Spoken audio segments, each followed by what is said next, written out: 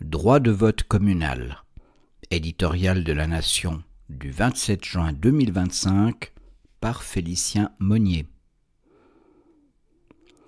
Nous devrions voter le 28 septembre prochain sur une réduction de la durée de résidence imposée aux étrangers pour pouvoir voter, élire et être élus au niveau communal. Depuis 2003, la Constitution cantonale exige 10 années de résidence légale en Suisse, dont les 3 dernières dans le canton. La révision propose d'abaisser ce seuil à 5 années de résidence, dont une seule année en Pays de Vaud.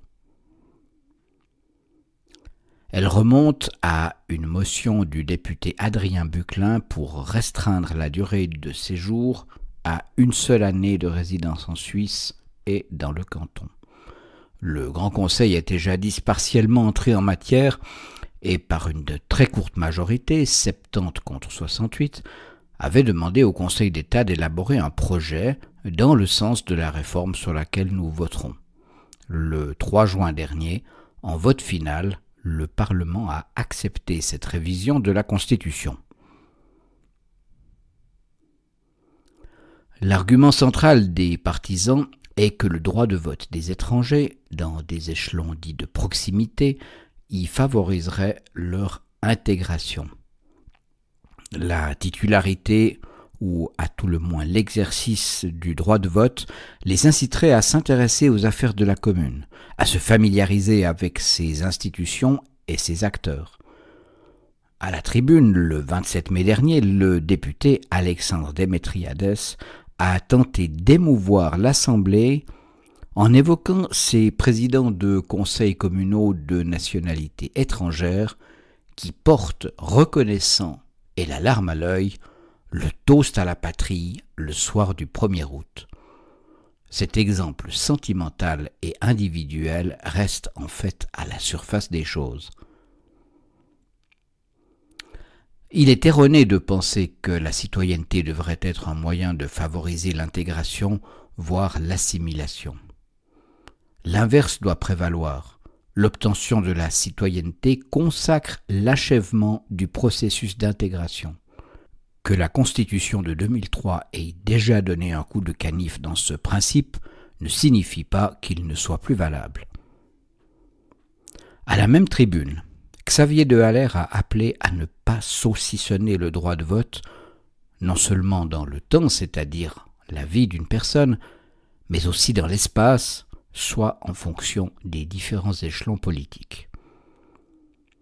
Il répondait implicitement à son collègue qui voyait dans ce fractionnement du droit de vote l'exercice d'une prérogative souveraine du canton, insinuant que refuser ces réformes revenait à adopter une position antifédéraliste. Nous nous réjouirons à ce propos de voir M. Démétriades s'engager plus franchement contre la centralisation fédérale, par exemple contre l'initiative de ses camarades jeunes socialistes sur l'impôt sur les successions. Il oublie que la souveraineté n'impose pas à son détenteur de gesticuler, sans compter que dans le processus de naturalisation suisse, l'étape déterminante est l'octroi par le canton de l'indigénat cantonal à la suite d'une bourgeoisie communale et non pas l'autorisation de naturaliser délivrée par le secrétariat d'État aux migrations. Centré sur le niveau cantonal, le système de la naturalisation suisse forme un tout. Les droits qui en découlent doivent eux aussi continuer à en former un.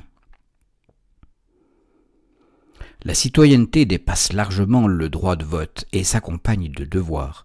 Elle s'étend au service militaire fédéral, obligatoire pour les hommes et facultatif pour les femmes. Elle implique la responsabilité de transmettre à la génération suivante les mœurs et habitudes quotidiennes qui structurent un pays. Elle exige d'avoir conscience de la dimension fondamentalement diviseuse de la démocratie électorale et, contre elle, nous rappelle la nécessité de préserver l'unité de la communauté. À ces questions institutionnelles s'ajoutent des enjeux de politique d'assimilation. D'après le Conseil d'État, accepter cette réduction de la durée minimale de résidence reviendrait à octroyer le droit de vote au niveau communal à 50 000 personnes. L'expérience française nous enseigne que, passé certains seuils de population étrangère, des logiques communautaristes s'ingèrent dans les processus électoraux. Chez nous, certains partis ont déjà le souci de multiplier les provenances ethniques ou nationales sur les listes électorales afin de drainer le vote des diasporas. Dans une dizaine d'années, lorsque les courbes générationnelles se croiseront, ces dérives s'aggraveront. 5 années de résidence, dont une seule dans le canton, ne suffisent pas à la maîtrise du français. Le seuil actuel est déjà insuffisant. À cette méconnaissance parfois totale de la langue s'ajoute souvent une précarité financière et culturelle. Elle contribue à développer des réflexes communautaires et hiérarchiques, échappant au filet institutionnel local. C'est prendre le risque que, pour ces communautés, le bulletin de vote devienne une marchandise. La Ligue vaudoise votera non à la réforme du droit de vote des étrangers au niveau communal. Fin de la lecture de cet éditorial. N'oubliez pas tous les autres articles que nous publions dans notre journal La Nation. Si vous n'êtes pas abonné, venez sur notre site internet www.ligue-vaudoise.ch.